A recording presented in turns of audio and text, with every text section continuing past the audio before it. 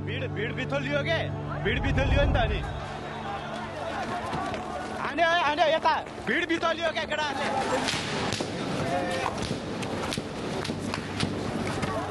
सक्यो मान्छे त बच्चा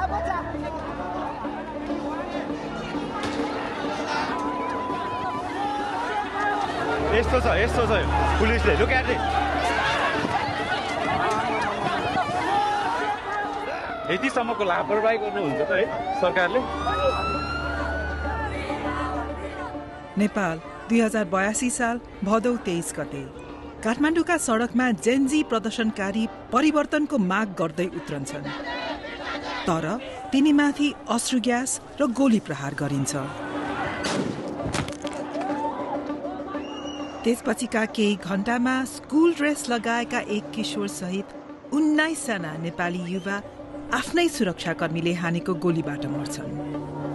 यी मृत्युले जन्माएको रिसले भोलिपल्ट चर्को विरोध प्रदर्शन ल्याउँछ।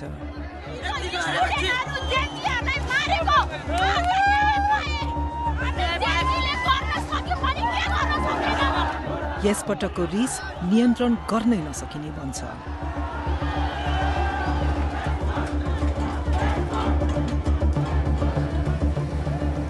सडकमा खिचिएका 4000 भन्दा धेरै भिडियो, प्रदर्शनकारी तथा प्रहरीसँगका विशेष अन्तर्वार्ता र बीबीसीआईले मात्रै प्राप्त गरेको प्रहरी रेडियोको गोप्य अभिलेखका आधारमा हामीले ती 2 दिनका त्रासद घटनाको सूक्ष्म विवरण यहाँ प्रस्तुत गरेका छौं।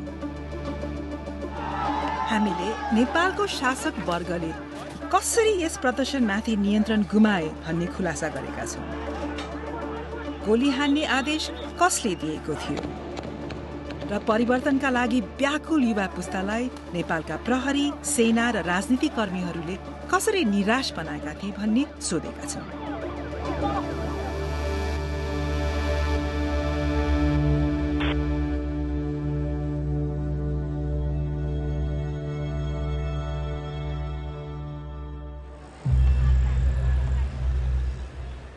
रिस र रक्तपातका ती 48 घण्टा पछाडि वर्षौंदेखिको कुण्ठा थियो।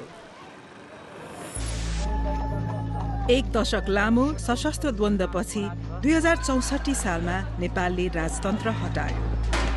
2072 सालको नयाँ संविधानले नयाँ थालनीको बाचा त गर्यो, तर 10 वर्ष बित्दा पनि त्यो बाचा यथार्थमा परिणत भएको छैन। नेपालका झण्डै 20% युवा बेरोजगार छन्। 10 लाख युवाका लागि विदेशनुको विकल्प छैन। देश ऋण र आर्थिक परनिर्भरतामै रहेको छ। सतहमा हेर्दा 3 मुख्य राजनीतिक दल बीच नै सत्ता घुमिरहेको झैं देखिन्छ, तर पाका उमेरका केही नेता मात्रै दशकौंदेखि सत्तामा टाँसिएर बसेका छन् भन्ने धेरै नेपाली युवाको बुझाइ छ। जेनजी पुस्ताका धेरै विद्यार्थी जस्तै 26 वर्षीय रक्षा बम पनि लोकतन्त्रले सोचे जस्तो परिणाम दिन नसकेको मान्छिन्। नेपाली जनताको बलिदान, उनीहरूको संघर्षको उपलब्धि र भविष्य आज एउटा व्यक्तिको अहंकार र कुशासनको बन्धनमा छ।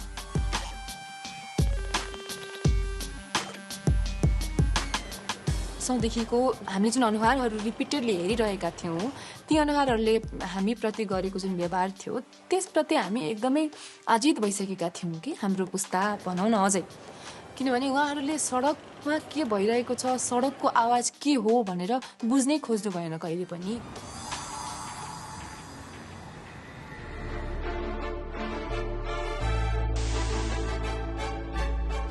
नेपो बेबीवाला जुन ट्रेन्ड चलिरहेको थियो संसारभरि नै, त्यो नेपाल पनि आयो।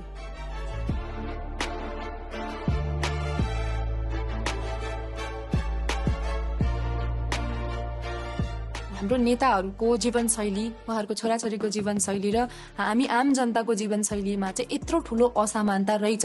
We wake up, work hard, pay taxes, but those in power, they keep on stealing. त्यो भइसकेपछि सोसियल मिडिया ट्रेन्ड चाहिँ त्यही अनुसार चल्छ नि त। विभिन्न नेताहरूको छोराछोरी अथवा नेताहरू एक्सपोज हुँदै थिए। It is time we call out these people and make these people feel accountable for their choices. यस सन्देशले लाखौं युवा युवतीको मन छोयो। जस्तै घरमा बङ्कु भनेर मायाले बोलाइने 17 वर्षका श्रीयम चौलागाई।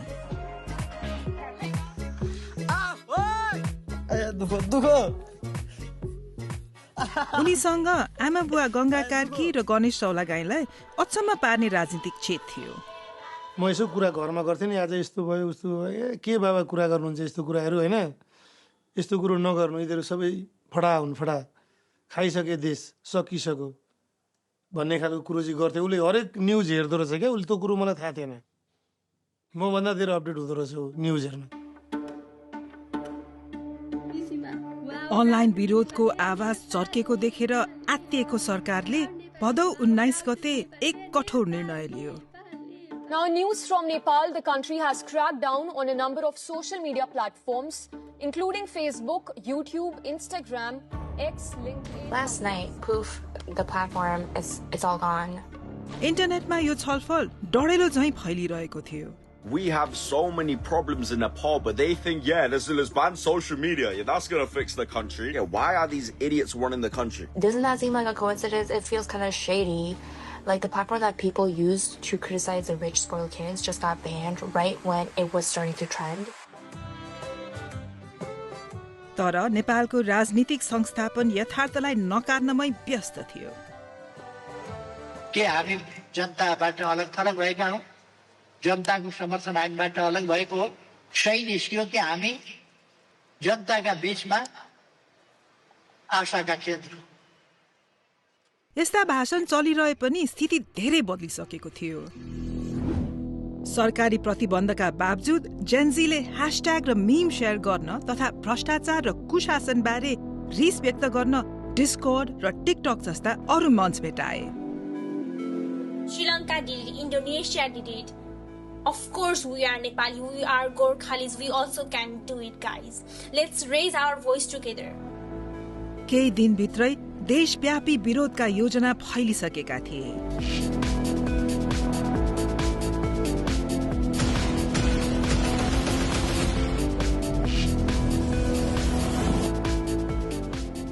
युथ अगेन्स्ट करप्सन नामको डिस्कॉर्ड सर्भर समन्वय र छलफलको मुख्य केन्द्र बन्यो।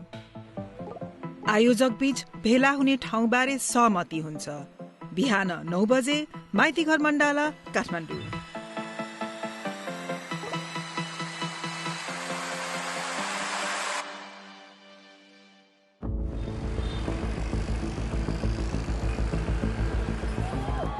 भोलिपल्ट बिहान रक्षा अग्रपंक्तिमा हुन्छन्। आज हामी सार्वजनिक सम्पत्ति नष्ट गर्दैनौं, शान्तिपूर्ण तरिकाले आवाज उठाउँछौं। त्यसैले सबजना हामी रेडी छौं आजको प्रोटेस्टको लागि। We are ready.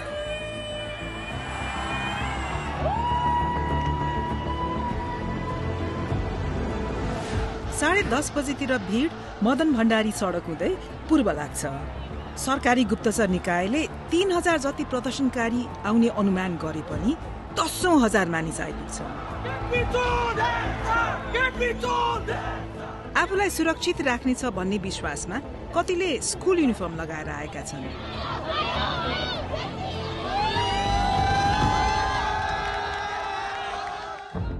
प्रदर्शनकारीहरू संघीय संसद भवनतिर जाँदैछन्, तर त्यहाँ पुग्नु अघि एउटा ब्यारिकेडले बाटो छेक्छ।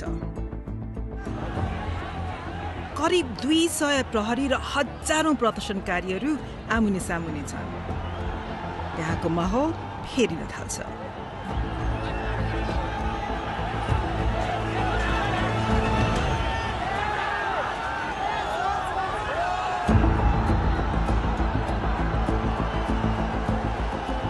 एघार बजेर 47 मिनटमा प्रदर्शनकारीको एक समूहले प्रहरी घेरा छल्ने बाटो भेटाउँछ।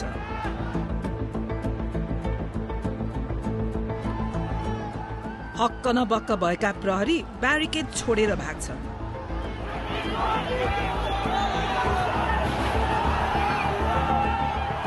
र भीड संघीय संसद भवनतिर हुत्तिन्छ।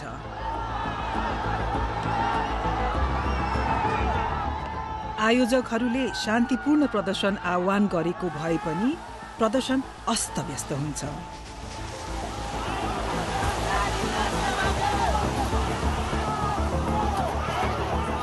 त्यसपछिको त्रासदीलाई पत्रकार तथा प्रदर्शनकारीहरूले खिचेको 4000 भन्दा धेरै भिडियो र तस्बिरले कैद गरेका छन्। हामीले यो प्रमाण संकलन र विश्लेषण गर्न तथा प्रहरीबाट विशेष जानकारी प्राप्त गर्नमा महिनौं समय खर्चिएका छौं। अब हामी तपाईहरू सामु संसद गेटको अगाडि भदौ 23 गते ठ्याक्क के भएको थियो भन्ने बारे अहिलेसम्मको सबैभन्दा विस्तृत विवरण प्रस्तुत गर्न सक्ने भएका छौं।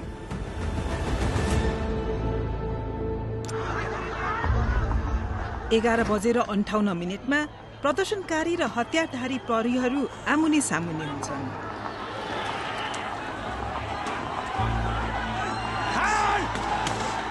अधिकांश भीड़ शान्त छ, तर अग्रपन्थीमा तनाव छत्ताछुल्ल भएर हिंसा बन्छ। केही प्रदर्शनकारी संसदको मूल गेटको छतमाथि उक्लन्छन्।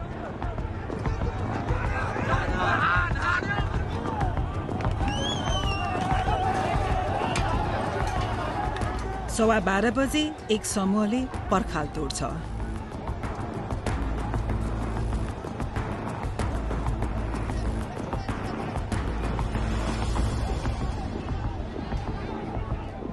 उनीहरूलाई प्रहरीले तुरुन्तै पछाडि धकेल्छन्। डिस्कर्डमा केही प्रदर्शनकारीहरू चिन्ता व्यक्त गर्न थाल्छन्।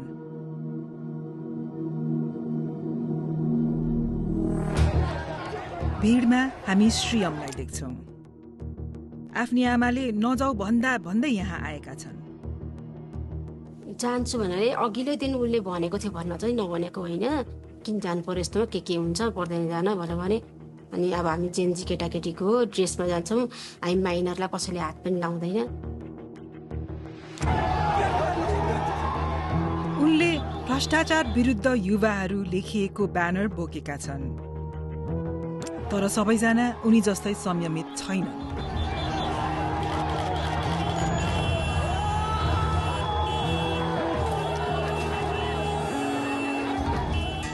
साढे 12 कर्फ्यू घोषणा हुन्छ। अब यो भेला गैर कानूनी बन्छ।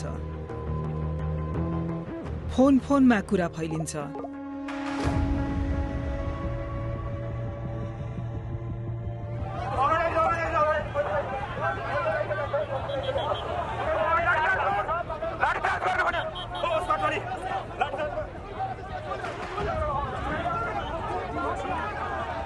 तर कर्फ्यू घोषणाले स्थिति झन बिगारेको झैं हुन्छ। प्रहरीले अश्रु ग्यास र रबरको गोली हान्छ।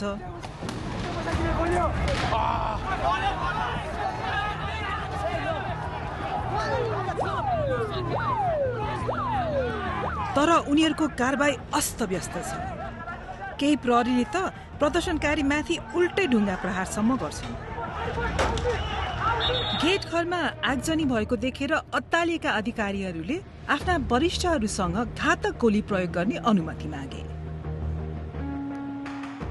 त्यस दिनको प्रहरी रेडियो अभिलेखको गोप्य प्रतिबाट हामीले यो जानकारी पाएका हौं। अभिलेखका अनुसार दिउँसो 12:40 बजे नै घातक बल प्रयोग गर्ने अनुमति दिइएको थियो। त्यससँगै घटनाक्रमले कोल्टे फेर्छ। त्यसपछिका 2 घण्टामा कम्तीमा 6 प्रदर्शनकारीलाई गोली लाग्छ। तीमध्ये 5 मर्छन्।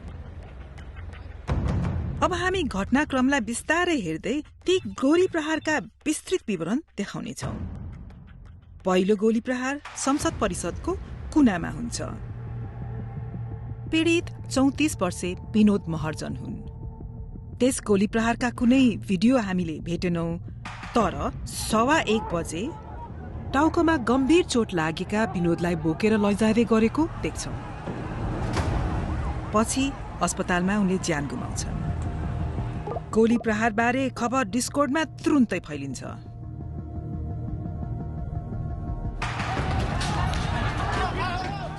र सडकको रिस चुलिएर क्रोध बन्छ।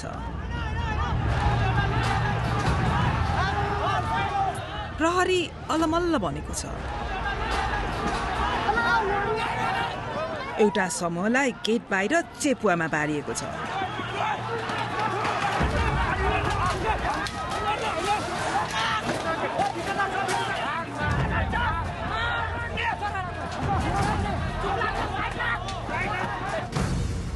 प्रहरी समयक्रम अनुसार दिउँसो 1:42 अधिकारीहरू बीच खैला बैला फैलिन्छ। पुलिस सबै रक्ताम्य भएर मर्ने अवस्थामा छन्। मेन गेटमा गोली हाल्नुपर्ने अवस्था छ। भीडको आक्रमण 4 मिनेटसम्म चल्छ। अन्त्यमा अश्रु ग्यास प्रयोग गर्दै भीडलाई पन्छ्याएर प्रहरी संसद परिसरभित्र छिर्छ। गाइस लोग परिवर्तनको लागि यतिको क्रान्ति खोजेको थियो सायद देशले। गोली बर्सात भइरहेको छ। थाहा छैन कतिजनाको मृत्यु भइसक्यो, कतिजनालाई घाइते भएका छन् होइन। एक पछिबाट हेर्ने हो भनेदेखि चाहिँ पुलिसहरूलाई पनि बिचरा माया लाग्यो। त्यसपछि प्रहरी रेडियोमा आएको आदेश स्पष्ट छ। फायर खोलेर सुरक्षित हुने, अवस्था नियन्त्रणमा लिने। त्यसपछि गोली लाग्ने व्यक्ति 27 वर्षे कमल घिमिरे हुन्। 1:48 हामी उनलाई ठिक सडक पारी भेट्छौं। यो कमलको आफ्नै फोनबाट खिचिएको दृश्य हो। उनले भिडियो खिचेको प्रहरी अधिकारीहरूको टोलीमा कम्तीमा 2 जनाले बन्दुक बोकेका छन्। त्यसपछि कमल अग्रपन्थीबाट टाढा हिँड्छन्। प्रहरीमाथि ढुङ्गा हानिरहेको यस व्यक्तिको भिडियो उनको क्यामेराले कैद गर्छ र त्यसको लगत्तै कमल ढल्छन्।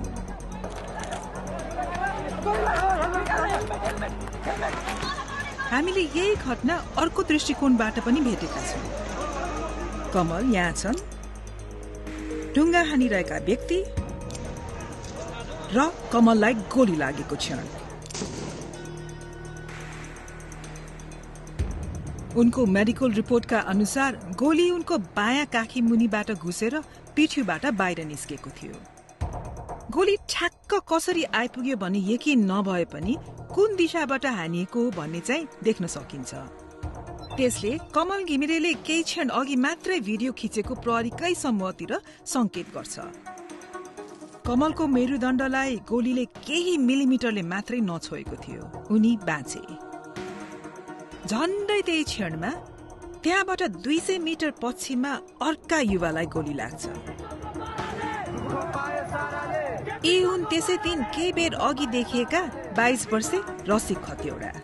उनको टी सर्टमा लेखिएको छ, हामी नेता चाहन्छौं, लुटेरा होइन। रसिकलाई ठ्याक्क कुन बेला वा कहाँबाट गोली हान्यो भन्ने हामीलाई थाहा छैन। तर दिउँसो 1:53 बजे रसिकलाई बोकेर लगेको यो दृश्य एक प्रदर्शनकारीको फोनले खिचेको रहेछ। उनको छातीमा गोली लागेको थियो। यसै चोटले उनको ज्यान लग्यो।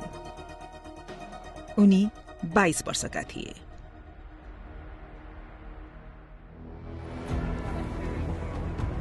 यस बेलासम्म डिस्कोड प्रयोगकर्ताहरू प्रदर्शनकारीलाई पछि हट्न आह्वान गर्न थाल्छन्। तर 21 वर्षे सुलभराज श्रेष्ठ संसद परिसरको गेटमै बस्छन्। उनले भ्रष्टाचार अन्त्य गर लेखेको कागज बोकेका छन्। नीलो झोला बोकेका उनलाई हामी यहाँ गेटको झडप हेरिरहेका देख्छौं। केही सेकेन्डमा केही पाइला पर यस्तो छ पुलिसले लुक एट इट। सुलभको मृत्यु हुन्छ। उनलाई अब बचाउन सकिन्न भन्ने लागेपछि प्रदर्शनकारीले सुलभलाई गेटसम्म पुर्याउँछन्। उनको शरीरलाई सडकमा राख्छन्, प्रहरीको ठिक अगाडि, र नेपालको झण्डा उडाइदिन्छन्।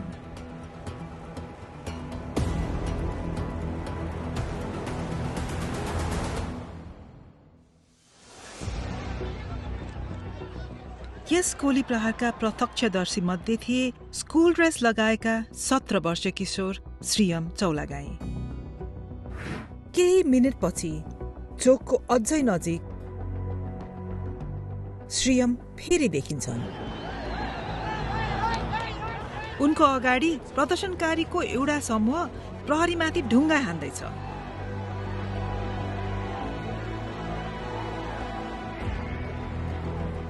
यहाँको हिंसाबाट तर्केर श्रीयम चोकतिर फिर्ता हिँड्छन्। यिनै उनका अन्तिम पाइला हुन्छन्। केही बेरमा अर्को फोनले यो दृश्य कैद गर्छ, जुन नेपाल भरि भाइरल हुन्छन्।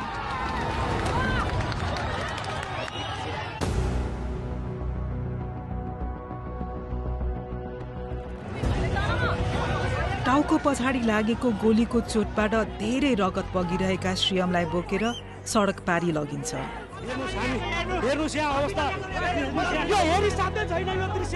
वरिपरिका मानिसले उनलाई एम्बुलेन्समा राख्छन्, तर ढिलो भइसकेको हुन्छ।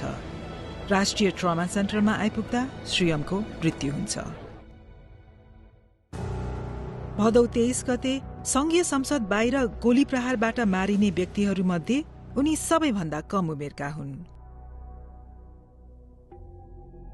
नेपालका जेन्जी प्रदर्शनकारीले विनोद, रसिक र श्रीयमको मृत्यु प्रहरीको गोली लागेर भएको हो भन्दै आएका छन्, तर तीमध्ये कुनै पनि गोली प्रहारको दृश्य क्यामेरामा कैद भएको भेटिएन। त्यसपछि मारिएका योगेन्द्र न्युपानेलाई केही कदम पर मात्रै गोली लाग्छ। यसपटक भने योगेन्द्र ढल्दा गोली संसद भवन परिसर भित्रबाटै चलेको थियो भन्ने अहिलेसम्मको सबैभन्दा स्पष्ट प्रमाण हामीले भेटेका छौं। यस गोली प्रहारको 90 सेकेन्ड मात्र अघि संसद भवनमा यस्तो भइसकेको छैन। ब्लगर निषेध दाहालले आफ्नो क्यामेरा संसद भवनतिर फर्काए। शस्त्र प्रयोगहरू यता देख्न सक्नुहुन्छ हजुरहरूले। प्रहरीको यो समूहलाई ध्यान दिएर हेरौं। दिउँसो ठ्याक्कै 2:21 बजे उनीहरू संसद परिसरको पर्खालतर्फ अघि बढ्छन्।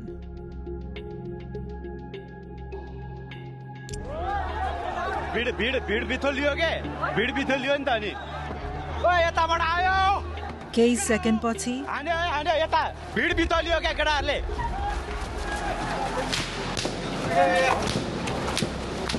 7 पटक बन्दुक पड्केको आवाज सुन्छ र रगत बगाउँदै ज्यान गुमाइरहेका योगेन्द्रलाई देख्छौं। यस क्यामेरा एंगलले उनलाई कसले गोली हान्यो भन्ने देखाउँदैन, तर त्यही क्षण फुटपाथमा केही कदम परबाट खिचिएको अर्को भिडियो क्लिप हामीले फेला पार्यौं। झट्ट हेर्दा यसमा थप प्रमाण देखिँदैन,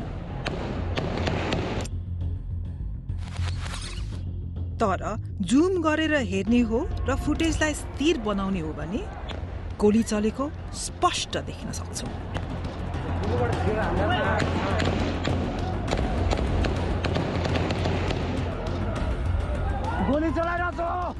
त्यसको 15 सेकेन्ड पछि प्रहरीको त्यही टोली झैं देखिने समूह मैदानको कुनातिर अघि बढिरहेको दृश्य तेस्रो क्यामेराले कैद गर्छ।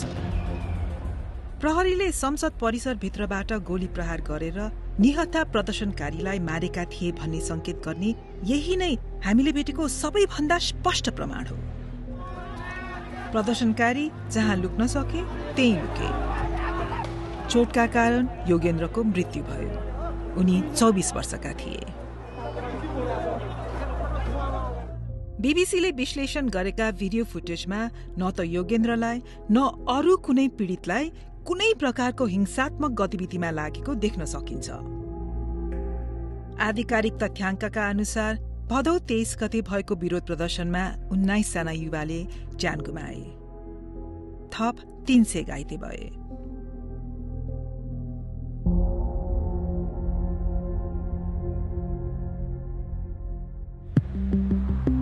प्रहरीले आफ्नै नागरिकमाथि गोली चलाउने अवस्था कसरी बन्यो त? हाम्रा प्रहरी सूत्रका अनुसार यो आदेश कल साइन किलो 1 बाट प्रहरी रेडियो मार्फत आएको थियो। हाम्रा केही साथीहरू गम्भीर रूपमा घाइते भए। हामी मध्ये एकजनाले उद्धारको लागि भन्यो। किलो 1 बाट गोली चलाउने आदेश आयो। प्रहरी सूत्र र हामीसँग रहेको अभिलेखका अनुसार कल साइन किलो 1 ले प्रहरी रेडियोमा उक्त आदेश दिएका थिए। तर किलो 1 प्रहरी चेन अफ कमान्डको सर्वोच्च ओहदाका व्यक्ति थिएनन्। प्रहरी रेकर्डले देखाए अनुसार बल प्रयोग गर्ने पहिलो आदेश पिटर 1 कल साइनका उच्चतम अधिकारीबाट आएको थियो। कर्फ्यू लागिसकेको छ, आदेश माग गरिराख्नु पर्दैन, आवश्यक बल प्रयोग गर्ने। पिटर 1 प्रहरी महानिरीक्षक चन्द्रकुपेर खापुङ थिए। उनले घटनाका लागि आफू जिम्मेवार नभएको बताएका छन्। नेपाल प्रहरीले हामीलाई दिएको जवाफ अनुसार बल प्रयोग गर्ने निर्णय काठमाडौँ जिल्ला सुरक्षा समितिबाट आएको थियो। प्रहरीका अनुसार समितिले बल प्रयोग गर्ने निर्णय दिनु अघि प्रहरी महानिरीक्षक खापुङले त्यस प्रकारको कुनै आदेश दिएका थिएन। अन्य प्रहरी अधिकारीले गोप्य सूचना संकलन, तालिम र निर्देशनमा गल्ती भएको स्वीकारेका छन्। आफूलाई सहयोग नगरेकोमा उनीहरू नेपाली सेनालाई पनि दोष दिन्छन्। तर धेरैजसो प्रहरी त्यस दिनको घटनाबाट विक्षिप्त छन्। त्यो दिन भिड नियन्त्रण गर्नुको सट्टा हाम्रो टिमले उनीहरूलाई शत्रु जस्तै ताकेर गोली चलायो।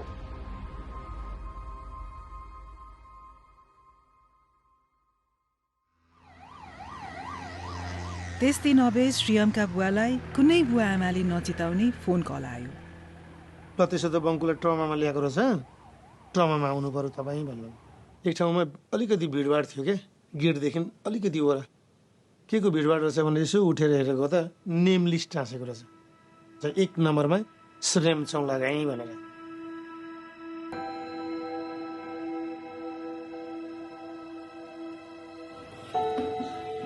घरमा इन्ट्री हुने बित्तिकै अब वाइफले के सोध्यो भने बिरामी लिएर आउँछु भनेर जानुभएको, बङ्कुची खै त तपाईँ एक्लै आउनुभयो त? अनि मैले ट्रिटमेन्ट हुँदैछ, चोट रहेछ, ट्रिटमेन्ट हुँदैछ, एक्लै उसलाई किन छोडेर आउनुभएको त ट्रिटमेन्ट भइरहेको बेलामा भनेर भन्ने खालको क्वेसन गर्यो होइन। तर म ठगिरहेको छु होइन, म कसरी बसेँ होला। यस्तो रक्तपातपछि पनि प्रधानमन्त्रीको हट कायमै रह्यो। अब धेरैले चाहिँ नै प्रधानमन्त्रीको राजीनामा तत्काल चाहियो भनेर प्रमुख प्रतिपक्षी दल लगायत सडकमा बसेर मागेर भएर नि प्रधानमन्त्रीले अहिले राजीनामा दिनुभयो। यस्तो हटको सामना गर्नु परेपछि केही प्रदर्शनकारीहरूले वैकल्पिक उपाय सुझाउन थाले।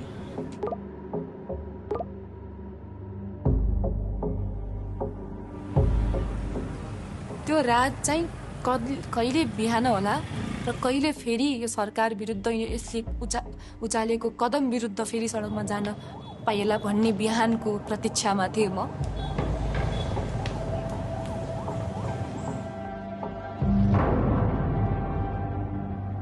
बिहानको मिरमिरेसँगै क्रोध विस्फोटित हुन्छ।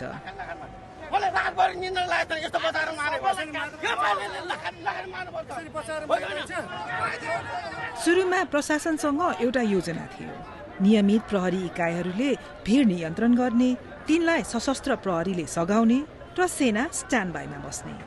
संसद भवन परिसरभित्र र वरपर सुरक्षाकर्मी परिचालन गरिन्छन्। बिहान 8:30 बजे कर्फ्यू लागू हुन्छ।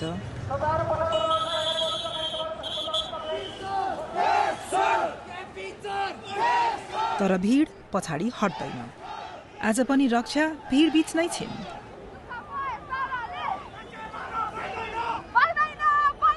प्रदर्शनकारीहरू संसद भवनतिर अघि बढ्दै गर्दाको यो दृश्य उनको फोनले खिचेको हो। फेरि गोली चलाउन थालिसकेको छ संसद भवन अगाडि।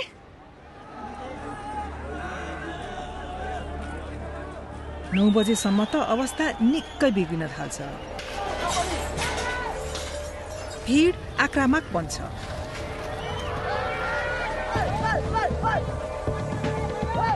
प्रहरीमाथि हमला हुन्छ।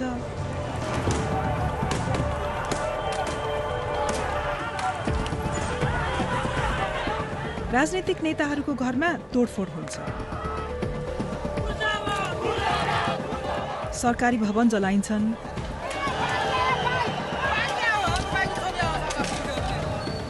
सत्ता निकट ठानिएका व्यक्तिहरूको निजी सम्पत्ति पनि तारोमा पर्छन्। त्यो हिंसा तत्क्षण इन्टरनेटमा फैलिन्छ।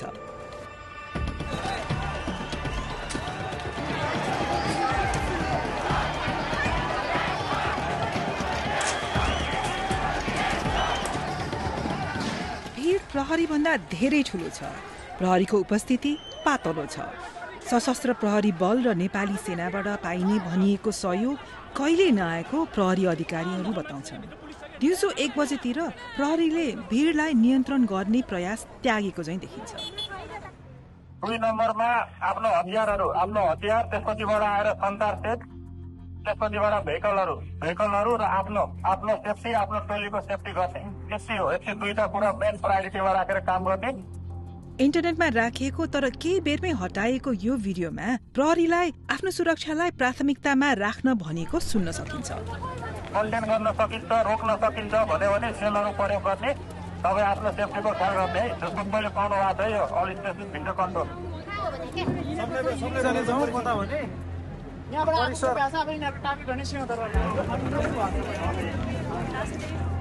प्रहरीले मैदान छोडेपछि कोलाहल छाउँछ।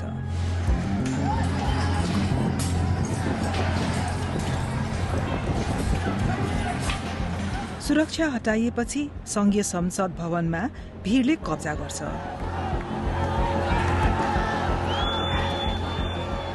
दिउँसो 2 बजेसम्ममा भवन उनीहरूको अधीनमा हुन्छ।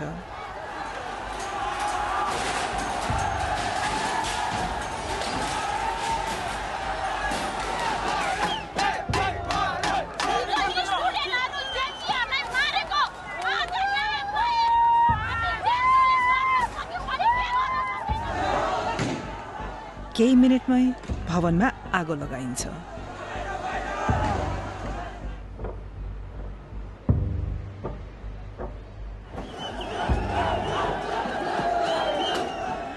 भीड सर्वोच्च अदालतभित्र प्रवेश गर्छ र सिंहदरबारको ऐतिहासिक भवन परिसरमा पनि। खतरा तरिकाले दौड्दै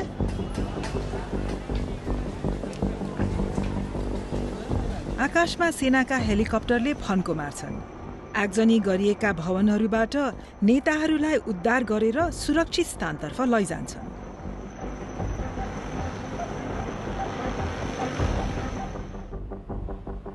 दिउँसो 2:30 बजेसम्ममा प्रधानमन्त्री तथा धेरैजसो वरिष्ठ नेताहरू सेनाको संरक्षणमा हुन्छन्। वरिष्ठ प्रहरी अधिकारीहरू पनि सैन्य मुख्यालय परिसरमा आश्रय लिन पुग्छन्। सडकमै छोडिएका तल्लो दर्जाका सुरक्षाकर्मी अब भिडको निशानमा पर्छन्। तीमध्ये केहीको वर्दी च्यातिन्छ, सार्वजनिक बेइज्जती गरिन्छ।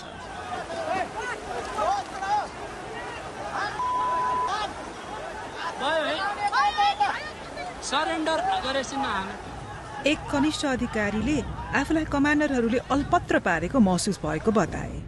कनिष्ठका रूपमा आक्रमणमा परेको बेला हाम्रा वरिष्ठ र नेतृत्वले साथ दिन्छन् भन्ने अपेक्षा थियो, तर हामीलाई एक्लै छोडियो। आवश्यक कदम चालिएन। हामीले आफूलाई अभिभावकविहीन महसुस गर्यौं। उनीहरूले आफूलाई त जोगाए, तर के गर्ने, के भइरहेको छ भन्ने बारे हामीलाई जानकारी समेत दिएनन्। आगजनी र विध्वंसका घटना पछाडि केही राजनीतिक समूहहरूको हात रहेको आक्षेप व्यापक रूपमा फैलिएको थियो, तर हामीले न ती आक्षेपका सत्यता पुष्टि गर्न सक्यौं, न तिनलाई नकार्न सक्यौं। हिंसा काठमाडौँ बाहिर फैलिन्छ, देशभरि छाउँछ।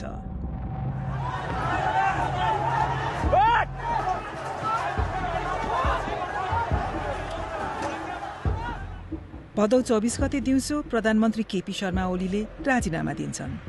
एक हिसाबले लाग्यो कि हामीले देश अब हाम्रो भयो हैन, हामीले यस्तो अहंकारी, यस्तो सरकारलाई घुँडा टेकायौं भन्ने खुसी पनि थियो त्यो बेलामा, र एक प्रकारको हामी वेदनामा पनि थियौं।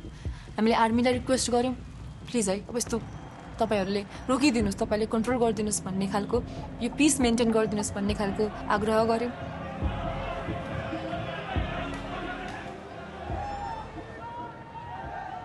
तर साँझसम्मै अराजकता जारी रहन्छ।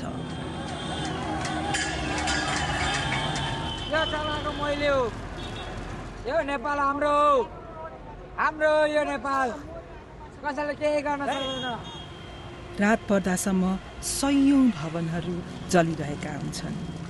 ब्याङ्क र शस्त्रागारहरू लुटिन्छन्। 13,000 भन्दा बढी कैदीबन्दी कारागार फोडेर भाग्छन्। 3 जना प्रहरीहरू मारिन्छन् र कम्तीमा 50 जना अरू नेपालीले ज्यान गुमाउँछन्। राति 9 बजे मात्रै सेना सक्रिय हुन्छ। यस विषम परिस्थितिबाट राष्ट्रलाई शान्तिपूर्ण तवरले निकास दिनको लागि आन्दोलनरत समूहलाई आन्दोलनका कार्यक्रमहरू स्थगन गरी आदरणीय आमाबाबा दाजुभाइ तथा दिदीबहिनीहरू 10 बजेदेखि कडा खालको कर्फ्यू लाग्ने हुँदा सबैजना आफ्नो घरतर्फ सुरक्षित साथ प्रस्थान गर्नुहुन। सेनाको हस्तक्षेपले 2 दिनदेखिको कोलाहल र रक्तपातलाई अन्त्य गर्छ, तर सेनाले धेरै ढिलो गर्यो भन्ने धेरै नेपालीलाई लाग्छ। नेपाली सेनासँग प्रशस्त सैनिक थिए, सर्वसाधारणमाथि गोली चलाउनु पर्ने आवश्यकता थिएन। मुख्य सडकहरूमा 100 देखि 150 सैनिक तैनात गरे मात्र पनि पुग्थ्यो। यसरी ठूलो राष्ट्रिय क्षति टार्न सके। तर प्रहरी सबैभन्दा बढी मार सहेर बसेपछि मात्रै उनीहरू श्रेय लिन आएका जस्तो महसुस हुन्छ।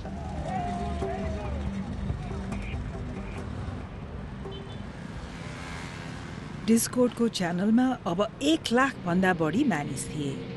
48 घण्टा अघि मात्रै उनीहरू विरोध प्रदर्शनको योजना बनाउँदै थिए। अहिले सरकार ढलेपछि र देशैभरि आगो लागेपछि उनीहरू नेपालको भविष्यबारे बहस गर्दै थिए।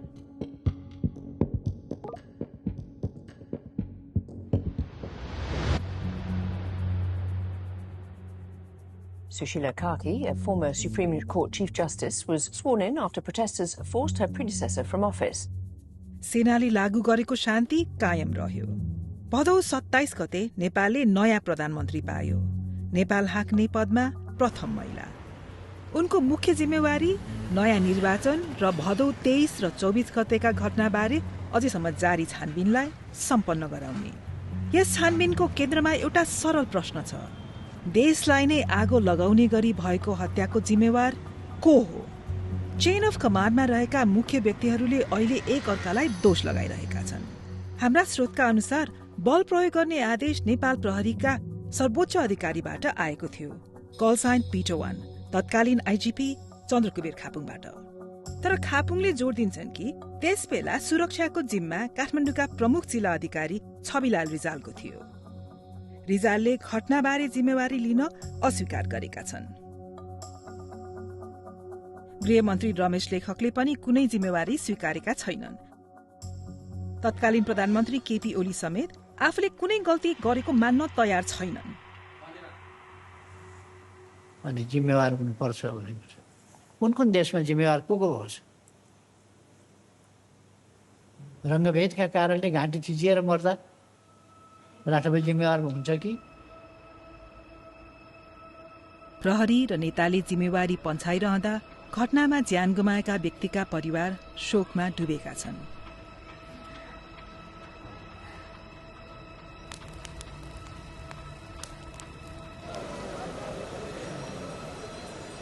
यसका लागि दोषी को हुन् भन्ने बारे उनीहरूलाई कुनै शंका नै छैन।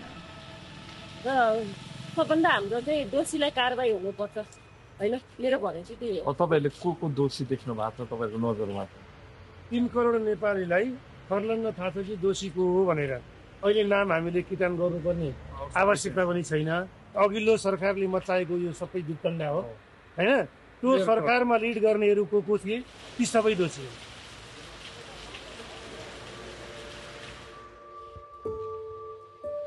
हाम्रो सपना सबै सपना छुरै भयो।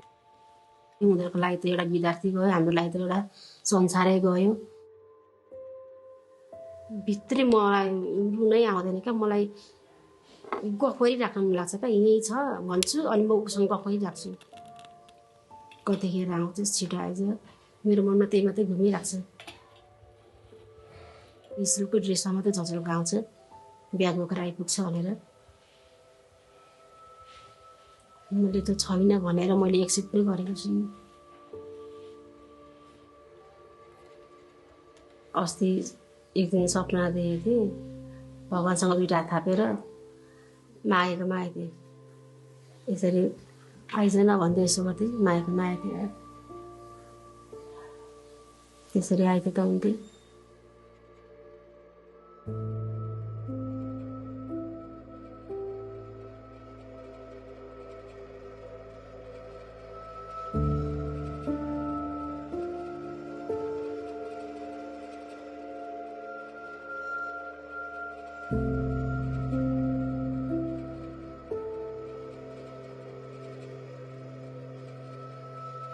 छ।